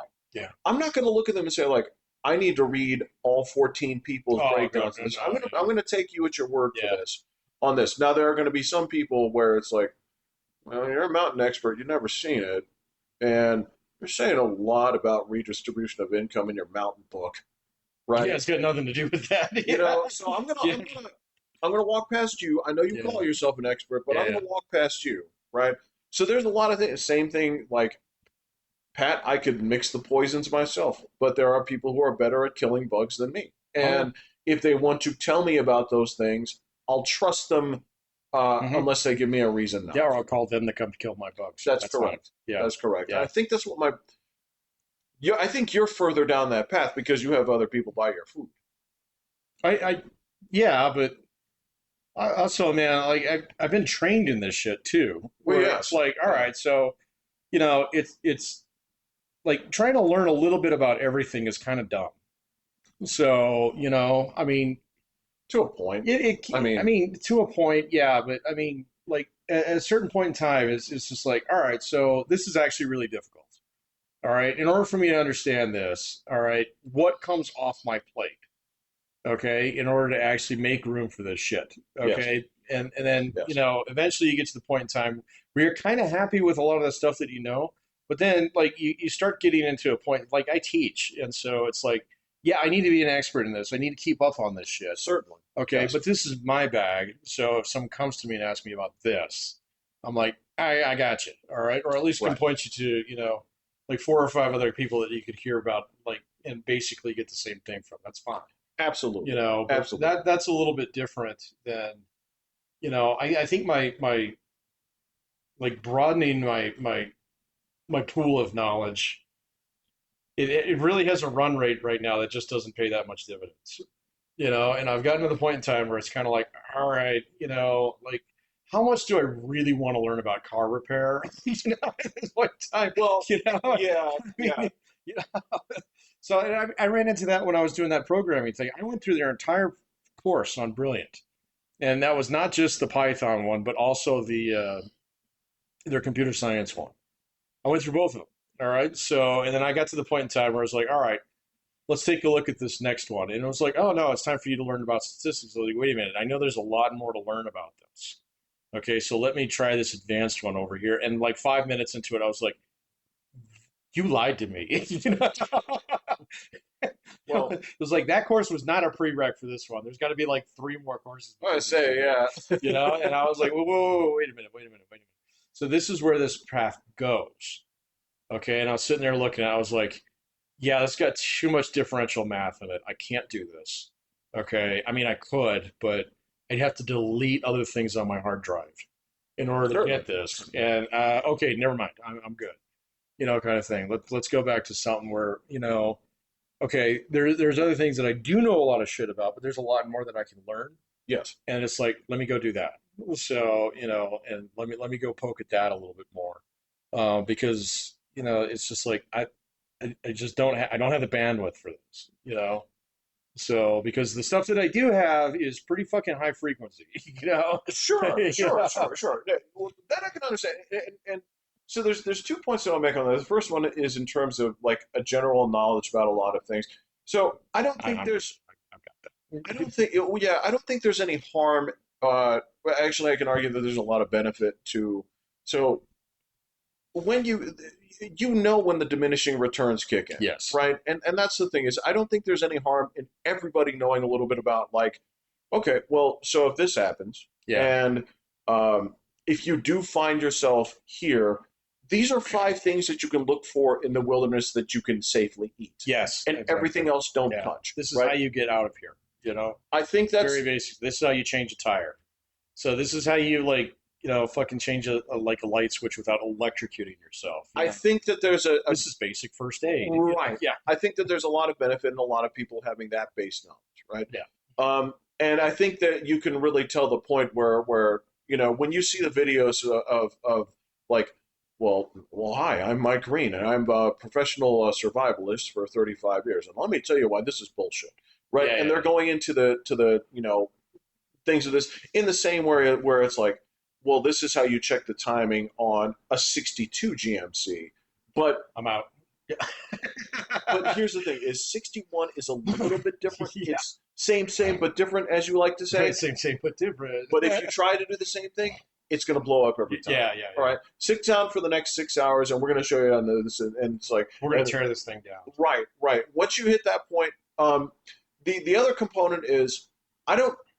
One of the biggest things that leads me into anything with further depth right now is sort of if someone close to me can convince me it's worthwhile to the point where it's like, oh, okay, this is more interesting than just the surface level because I want your take on it, I want to give my take on it, and this is worth going into in depth, right? Um, and I think that that's kind of a natural thing. I think a lot of people run into difficulties where I remember, um, like if you try to force someone into something that you're interested in that the other person isn't. That doesn't work. I think that's kind of problematic, man. And it's sort Yeah. of I remember for the longest time, Will's fucking bitch ex-wife was just like, you should play World of Warcraft with me. He's like, I don't know, not really for me. Um, and you know what? It wasn't. No, I was the same way with golf. My brother Yeah, tried to get me into it. I did it for a couple of years. I'm like, I'm good. yeah, So it's going to take way more money, time, expertise, and suntan lotion for me to get good at this. And quite honestly, I'm just not getting the kick out of it that you are. yeah, So I'm not going yeah, to come here and fucking poop in your party. So yeah, yeah, yeah, I'm good. And there's a lot of things like my family's at the same point in time. They're like, nah, we don't need to go any more baseball games. I'm like, cool, I'm gonna go. So I'd rather not go with you guys if you guys aren't gonna enjoy it. yeah, If you're just there to yeah. spend time with me, we can do that here. So Totally that's pretty fine. easy. Yeah, Yeah, totally fine. Yeah, I don't I hate it when people feel obligated to do something because it's something that you're into. So I do not like that. So I'm pretty good at sniffing it out too. So well, that's the weird thing is yeah, it's sort of the if we're friends or if we're close, mhm.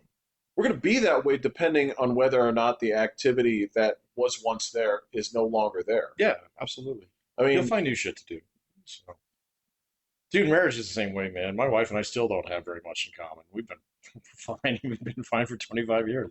So, I have never seen you guys saying like, well, the only thing really keeping us together is our mutual love of archery. And it's yeah. So, because if it was fletching. arrow making. Yeah. Oh, great, Patrick. I'm glad. You know what? I respect you because you respected me enough to know what that meant. I figured you played some CK2 or no? What was the game where you had the castles? Oh my Um, God! Stronghold Stronghold. or Yeah, it was Stronghold. Yeah, I don't know if the word came up in Lords of the Realm, but it might have. it might have. Yeah, it might have. I don't remember. As a matter of fact, my knowledge of that name, well, actually, it comes from the name.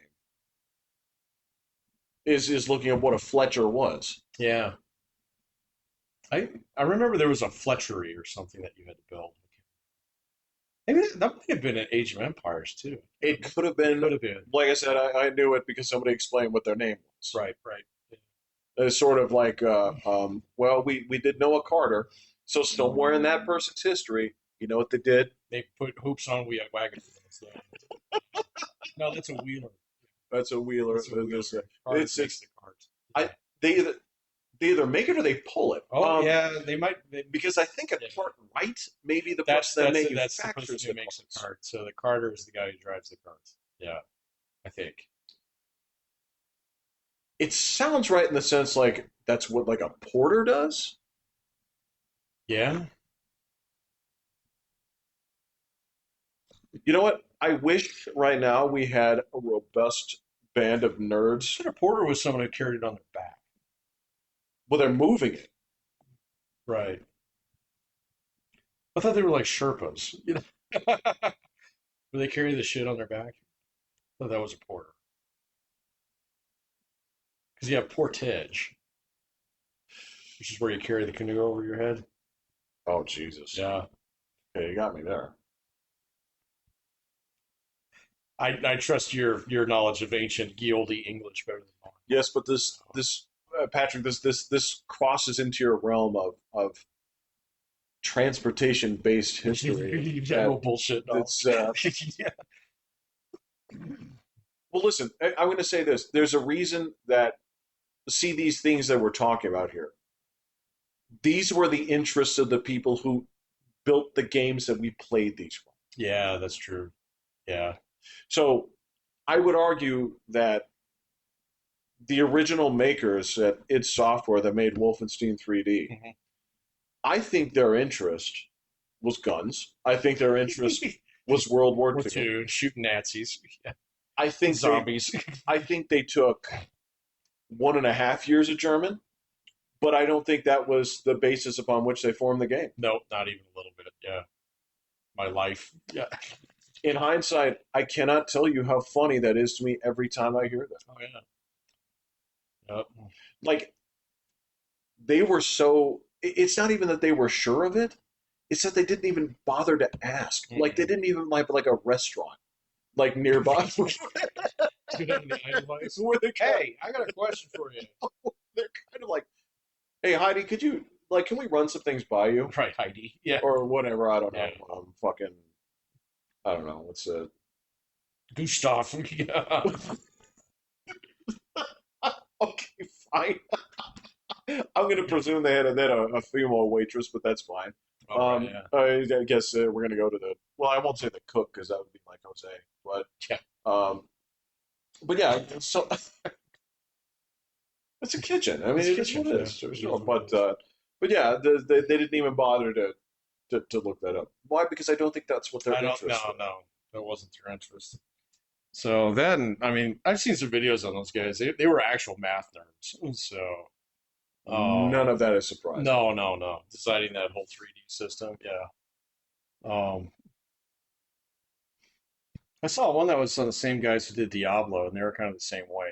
So, the original one, way back in the day. Actually, did do a little run through of Diablo 2 a while ago. You did, didn't you? Yeah, it Yeah, was way yeah. easier than I remembered it being. So, Well, well, it had a lot more shit in it too. Where it was like, oh wait, this stacks on this, put this on, take that off, put this. Oh shit, I'm invincible. oh, okay, yeah, Yeah. okay. I get it. I get it. Just taking your character back to the lab. So, Well, how would you define like if you were giving your elevator pitch of Diablo to someone, right? mhm.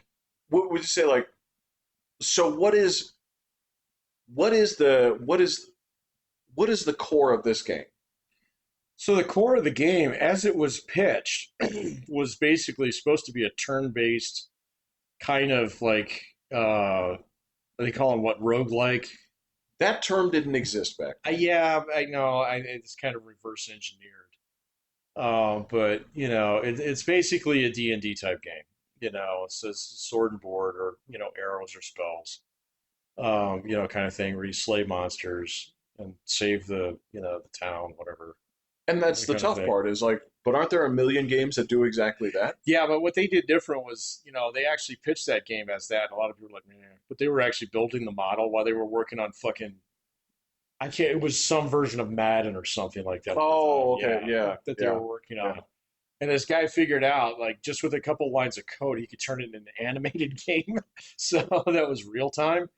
So, yeah, where it just looped the animations over and over again. Oh yeah, Yeah, yeah, so, but then you could mark it when you actually had like a hit just based upon the animation, yeah. kind of thing. And so it's just a couple lines of code where instead of it being like this, oh, okay, it's this character builder where you collect items and things like that and you face progressively harder enemies. It became this game where you went in the middle of a crowd and swung a sword around, And that's which nobody had seen at that point in time. Yeah. well, I guess that's so. In hindsight, here, it's like, what exactly? Why did that one take off Yeah. and become a genre to itself versus Those couple lines of code. And those guys said basically that was it. So it's like, and then we went and showed it to our bosses, and they're like, "Fucking stop working on that and make this right now." we'll So get yeah, someone to we'll finish get that? somebody Yeah, else to finish yeah. that bullshit for. So yeah, Because I mean, when it comes down to it, I'm like, if I'm catching a dude, it's like, why is this game this? So it's like, hit dude gets stuff, and I mean that's the yeah, yeah. Well, that's what it turned into. But the hit dude is the prerequisite on that. oh, because it wasn't turn based. Uh, Right, right, yeah, right, yeah, yeah. right, It right. was like literally just click that mouse as fast as you can. Yeah, It became like a slot machine. Yeah.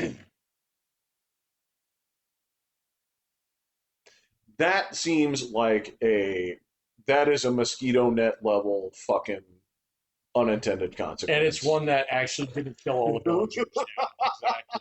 So it actually saved them all, and they were fruitful and multiplied. Yeah, Yeah. yeah. So yeah. With that being said, I have had a decent time with Skylines 2 now. Oh, So oh, oh, it's fixed. I'm gonna call it officially fixed. really? Yeah. It like all the weird bullshit that didn't work before. I haven't seen any of it. I've had no problems like building to my heart's content. Really? Yeah, the tools are great once you learn how to use them. They're not hard. There's a lot of shit in the game you can do that you couldn't do in the previous one. Now without like tons of mods. I have no mods. Oh, okay, It works okay. fine.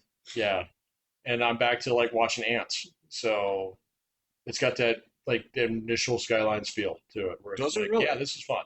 Yeah. So no, it's cool. And I do like the aesthetic of the game better than the original. So I don't know why. Like the buildings are smaller. So, Well, I think that's been something that's plagued city builders for quite some time. Here yeah. is the realistic sense of scale where they have to when you look at the size of buildings in the other one here, right, and Hmm. and you'd see like the numbers, and you'd sort of kind of form a artificial mathematics of what would Yeah. be real in your head. Yeah. But there is a component where, like, if you just go into my neighborhood right here, you're like, what's the maximum amount of people living in one of these houses for, Yeah. right? Yeah. But and You can find like 30 of them living in the house. Yeah. yeah, because Yeah. if you accurately drew out this neighborhood on this thing, right, it would be you would be like, I spent like fucking 4 hours drawing these curvy ass shitty lines, Yep. right? And how many people live here? And you come down to a number of like 412, Yeah. and there's just Yeah. something that the game designer in you doesn't want to reconcile with Yeah. that. Yeah. So I've noticed the scale in this one is a lot better because you plop you zone for like a neighborhood like this. All right. So and if you bulk out, all these curvy ass cul-de-sac, you can build cul-de-sacs in it now too, which is cool. So kind of stuff like that. And you're like looking at your town, its population goes up by like 1,200. But then you're clicking on individual houses, like, all right, one guy lives here, four people live here. There's two adults and two kids. That makes sense. There's two old people who live here. And so that it doesn't have that weird thing where you would click on this little tiny building and it would be housing 15, you know. And likewise, you have these apartment buildings in there where you click on them. So like the medium sized ones have like 30 people living in them. The big ones have like 300. And so it completely changes, and it's not like this progressive, it's more like a hockey stick, Oh some of that yes, yeah, stuff. yeah, And then, yeah. but the thing about it is, it's like everything starts to scale at that point in time. It's like, oh, my school is way fucking overcrowded. That Oh, makes okay, sense. right, And then, right. unlike the last game, it was like, well, that means I need to place like five more schools within 6 blocks of each other, it was like, oh, actually, you know what? I can just upgrade this. Yes, yes, I can right, either add this right. onto it or I can bulldoze it and build the bigger one on the same spot. So, and it's like that's kind of nice, you know. So there's like a lot of stuff in there now that it's not busted ass. Now that the economy's not completely fucked. So, um, I don't know what they did to the economic system, but they completely fixed all that housing bullshit. So it Okay, is not a yeah, problem yeah. anymore. Where like everybody's like screaming for a house, and it's like, well, that's because I haven't built any. It's not because you guys aren't moving into them, which was the problem before. So and now it's like, well, no, that actually means what it's supposed to mean. I need to either like upgrade some of these neighborhoods, rezone them so they're denser, build the infrastructure to support that, or we need to start flopping down fucking Benny Lewis Ranch out here, you know. Right, And they both right, work, you right. know. And so it's just like I've gotten to the point in time where I've been looking to things in the game that are just busted, and I'm not finding too many of them. Okay, So yeah, yeah, yeah. yeah. The one thing that is kind of busted, and it's a little, I don't know if it's busted or if this is just the way it has to be, but if you zone a new neighborhood, it's got this Colorado Springs effect where if you decide, all right, I'm going to zone this new batch of commercial and it's going to pop up all these restaurants, everybody and their fucking dog tries to visit that restaurant for like 4 months. And so traffic around is horrifying. That is incredibly true to life. Yeah. I guess, but it's not something I expected, man. And so I'm like, what the fuck are all these traffic problems? And I'd sit there and build all this shit to fix it. And then like 6 months later, it's like these streets are like they got like tumbleweeds in them. But then I just figured out what was kind of going on. I was like, all right, so if you zone something, make it small, you know, and then let it cook for a little bit, and then Oh, add a little okay, bit more okay, to it, okay, and then let it okay. cook for a little bit, you know, because yes, everybody's gonna go check out the new place in town. So, So, all right, and they like okay. unlike the last game, they are not absolutely in fucking love with any form of mass transit. So, you know, you literally have to take the parking spots away before they'll take the bus. So, Okay. yeah, Okay. and I'm like, Well, that makes there's sense. there's there's a little bit more like accurate psychology into that. It sounds like one of the. All right. So there was something about the old game, and I'm not saying that this was a bad thing in any way, shape, or form, right? But it sounds like in terms of the living model that you have to adjust in steps, which is sort of that thing is nobody comes into this is not fucking like um, hi, I'm a rapper and I have, $40 billion to spend from my rap career. And what I'm going to do is I'm going to build a society that works in Liberia, right? And you come there No, with $40 billion and yeah, you say, I have a paintbrush. And then you jump in there. So to me, like the other game, yes, you could fiddle with it, but the amount of money they gave you, the abilities, whatever, right? You had to keep certain things in mind. mhm. It sounds like the idea of going into this with sometimes of like, um, I have this vision of Atlantis in my head, right? Right.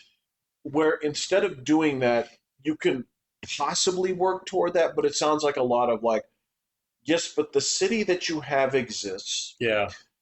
It's not the people moving here aren't the people from your Facebook page who are Mm-mm. on board with your theory, No. right? You have to work around what they want. And Yep. if you want to socially engineer something like this, Mm. good luck. You can work toward that. But just plopping that on the map and Mm-mm. seeing people move into it because there are open houses No, does it's not not like sound like that. that works. No, it doesn't work because like this one, it'll self adjust. Like you can have your like your bars there that say you need a lot more of this shit. But if you just plop a little bit of that bar will disappear and it'll take a little while to build back up, you know? Right, So it's not right, like this is a bottomless demand thing, you right, know? And then the other thing about it is like, so the budget is easier if you actually treat your city like a city.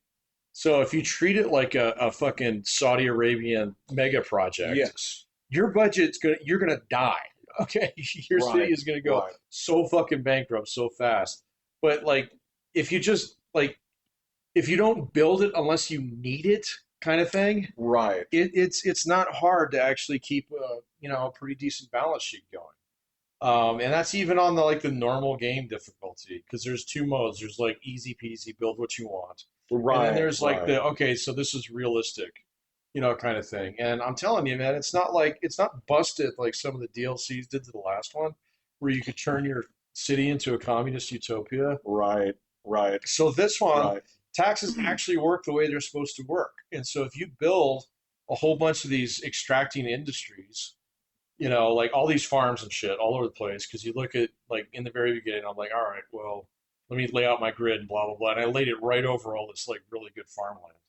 And I'm like, why am I going bankrupt? Kind of thing. And then it was like, then I started a new one, and I was like, well, let me look and see where all the shit is because it's not behind like unlocks, which is nice. And it's like, well, let me just build like, okay, so there's a forest over there, there's an oil patch over there, there's a fucking bunch of like fertile land here. Let me build all these farms and shit. Fucking A, I was rich, okay, because taxes actually work the way it's supposed to. If your business is doing well, it pays more in taxes. And it's like, what a novel concept. So if I take care of the business community around here, and there's lots of great jobs, those places want employees, so then you build houses. Those guys want places to shop, so then you build commercial. And then eventually they get to the point in time, it's like, you know what? My dad was a backbreaking laborer in your potato field, but I went to school and I'd like to work in an accounting office. It's like, great, let me zone you an office, and then the guy works in an office and has a great life. And it's like, oh, he pays taxes too. This all Right. makes fucking So sense. if you followed the actual history of humanity instead of saying that, so this is Wong-taa, and he was born in this cave to be a painter. Yeah. Right. And somehow the evolved people said like, uh, well, what if art shouldn't be commodified? He should just paint to paint. Paid to paint, yeah. Yeah. We trade art for food. Right. Yeah. But Wong-taa want, paint stories about the human experience, but customers want paintings of titties. Ugga. Wong-taa don't want to paint titties. Wong-taa. Yeah. That's how I want to pay. Do it, do full sense.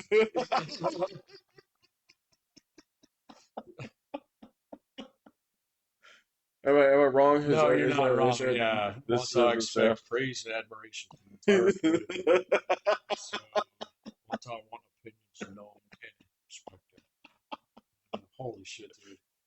Yeah. Wong-taa turn off comments on this video. Right. Yeah.